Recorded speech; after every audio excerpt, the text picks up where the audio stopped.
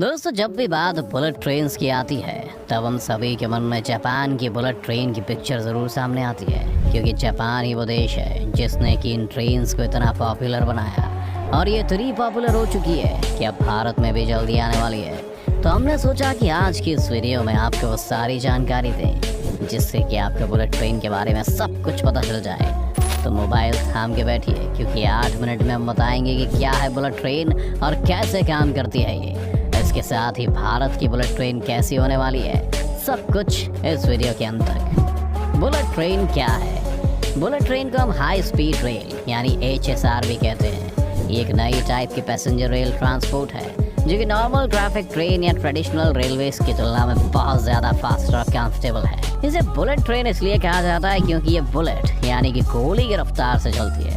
मगर आपको बता दें कि ये ट्रेन नॉर्मल रेलवे ट्रैक्स पर नहीं चल सकती है, बल्कि इनके लिए नए ट्रैक्स और स्पेशल ट्रैक्स चाहिए जो कि इनकी स्पीड को बढ़ाने में मदद करते हैं। आपको बता दें कि इसे जापान में करीब 50 सालों पहले लॉन्च किया गया था। उस समय के हिसाब से बुलेट ट्रेन सबसे तेज़ गति वाली ट्रेन थी। जापान में बुलेट ट्रेन को शिनकानसेन कहा जाता है। आपको बता दें कि इसका आविष्कार हिडेयोशिमा ने किया था, जो एक जापानीज इंजीनियर थे जो कि बुलेट ट्रेन के पीछे के मेन ड्राइविंग फोर्स थे। दोस्तों, बुलेट ट्रेन का काम सिंपल और साथ ही कॉम्प्लेक्स भी होता है। आपको ये जानने से पहले कि बुलेट ट्रेन कैसे काम करती है, ये जानना होगा कि मैग्नेट्स कैसे काम करते हैं, क्योंकि इसी पर बुलेट ट्रेन की नींव रखी गई है। तो इतना तो आपको पता ही होगा कि एक मैग्नेट के 2 पोल्स होते हैं, एक नॉर्थ पोल और दूसरा है साउथ पोल। और ये भी शायद आप जानते होंगे कि मैग्नेट के सिमिलर पोल्स हमेशा रिपेल करते हैं, मतलब एक दूसरे को दूर फेंकते हैं। वहीं ऑपोजिट पोल्स एक दूसरे से अट्रैक्ट होते हैं। ये प्रिंसिपल ही है जो कि गवर्न करती है बुलेट ट्रेन को। यहाँ आपको बता दें कि मैग्नेट भी 2 तरह के होते हैं, एक परमानेंट मैग्नेट, दूसरा इलेक्ट्रोमैग्नेट। इसमें परमानेंट मैग्नेट हमेशा ही मैग्नेटिक होते हैं, यानी इनकी चुंबकीय शक्ति हमेशा इनके अंदर मौजूद रहती है। वहीं इलेक्ट्रोमैग्नेट्स इसका उल्टा होते हैं। ये केवल तभी मैग्नेटिक होते हैं जब इनमें एक इलेक्ट्रिक करंट फ्लो किया जाता है। इसके साथ इसमें एक और सुविधा होती है कि अगर इलेक्ट्रोमैग्नेट्स में करंट की डायरेक्शन को रिवर्स कर दिया जाए तो पोल्स भी रिवर्स हो जाते हैं और इस तरह दोनों पोल्स भी बदल जाते हैं। अब ये तकनीक बुलेट ट्रेन में कैसे काम आती है, आइए समझते हैं। तो दोस्तों, जैसा कि हमने आपको शुरुआत में बताया कि बुलेट ट्रेन का ट्रैक आम ट्रेन जैसा नहीं होता, बल्कि एक अलग ट्रैक होता है। ये ट्रैक इलेक्ट्रोमैग्नेट से बनाया जाता है, जिसमें ट्रैक पर नॉर्थ पोल और ट्रेन के बेस में भी इलेक्ट्रोमैग्नेट्स होते हैं, जिसमें साउथ पोल होता है। जब ट्रेन को इस ट्रैक के ऊपर रखा जाता है तो ट्रेन और ट्रैक के ऑपोजिट पोल एक दूसरे को रिपेल करके आगे धकेलते हैं और ट्रेन दौड़ने लगती है। तो इसमें आप ये भी समझ लीजिए कि बुलेट ट्रेन को चलाने के लिए जो उसको पटरी होती है ना, वो मैग्नेट का नॉर्थ पोल होती है और ट्रेन के अंदर दौड़ रहा होता है साउथ पोल का करंट, जिसकी वजह से ये दोनों एक दूसरे को रिपेल करते हैं और एक नॉर्थ पोल साउथ पोल को अपने से आगे की ओर धकेलता है। और जैसे ही वो साउथ पोल दूसरे नॉर्थ पोल की तरफ पहुंचता है तो वो भी उसके साथ ऐसा ही करता है। और ये करते करते बुलेट ट्रेन हवा में तैरती हुई अपने डेस्टिनेशन पर पहुंच जाती है। अब आप सोच रहे होंगे कि जब ये ट्रेन ऐसे चलती रहती है तो रुकती कैसे होगी। तो आपको याद होगा हमने शुरुआत में कहा था कि इलेक्ट्रोमैग्नेटिक करंट पर चलती है ये, जिसको कंट्रोल किया जा सकता है। इसलिए जब कभी भी ट्रेन को रोकना होता है तब ये करंट फ्लो रोक दिया जाता है और ट्रेन वहीं रुक जाती है। मगर दोस्तों, सिर्फ मैग्नेट्स की वजह से ये ट्रेन फास्टेस्ट नहीं है, इसमें और भी कई रीजंस हैं जो इस ट्रेन को फास्टेस्ट ट्रेन बनाते हैं। मैग्नेट्स तो सिर्फ इसकी वर्किंग का एक तरीका है। तो आइए उन बाकी कारणों को भी जान लेते हैं। एक स्टीम लाइन बॉडी का होना। अगर किसी ट्रेन को 200 किलोमीटर/आवर या उससे ज़्यादा की गति प्राप्त करनी है तो ट्रेन की बॉडी को एरोडायनामिक बॉडी में बनाया जाता है, जिससे उन्हें कम विंड रेजिस्टेंस मिले। और यही कारण है कि बुलेट ट्रेन भी एक गोली की शेप में बनाई जाती है, जिससे हवा उसको ज़्यादा रोक नहीं पाती और इसके आगे का भाग एरोप्लेन की नोक की तरह होता है। Minimising vibration. जब लोकल ट्रेन्स उनकी हाई स्पीड्स में होती हैं तब ट्रेन की व्हील्स वाइब्रेट करने लगती है, और अगर ये स्पीड ज़्यादा बढ़ी तो वाइब्रेशंस भी ज़्यादा होंगी और उसमें डिब्बों को भी वाइब्रेशंस पहुंच सकती है, जिससे पैसेंजर्स कंपार्टमेंट्स में गिर भी सकते हैं। इसे दूर करने के लिए पैसेंजर कंपार्टमेंट्स को फ्लैट कार्स के टॉप पर रखा जाता है और इन्हें फिट किया जाता है एक एयर स्प्रिंग से, जो कि इस्तेमाल करता है कंप्रेस्ड एयर का, जिससे व्हील वाइब्रेशन को अब्जॉर्ब किया जा सके और वो पैसेंजर कंपार्टमेंट्स तक ना पहुंच सके।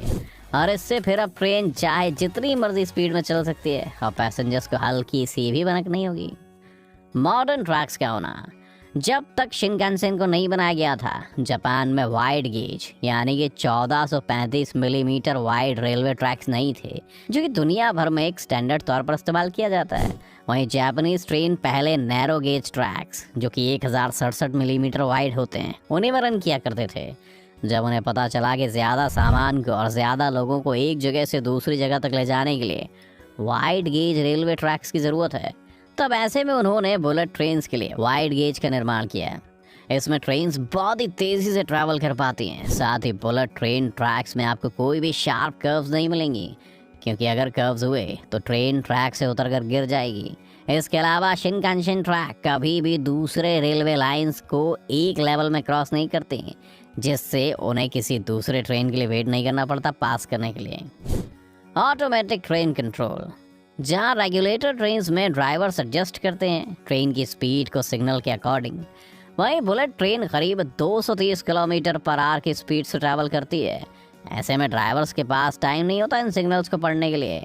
इसीलिए शिनकानसेन ट्रेन में एक अलग प्रकार का स्पीड कंट्रोल सिस्टम होता है, जिसे ATC कहा जाता है। इस सिस्टम में स्पीड इंफॉर्मेशन को अलोंग द ट्रैक ट्रांसमिट किया जाता है और इसे रिसीव किया जाता है एक सिग्नल से, जो कि अटैच होता है ड्राइवर के सीट से।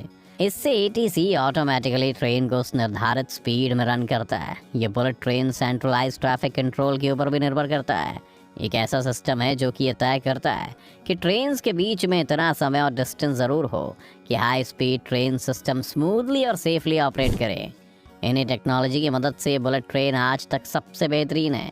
वहीं साथ में ये बात भी ध्यान देने वाली है कि आज तक कोई बहुत बड़ा एक्सीडेंट भी रिपोर्ट नहीं किया गया है।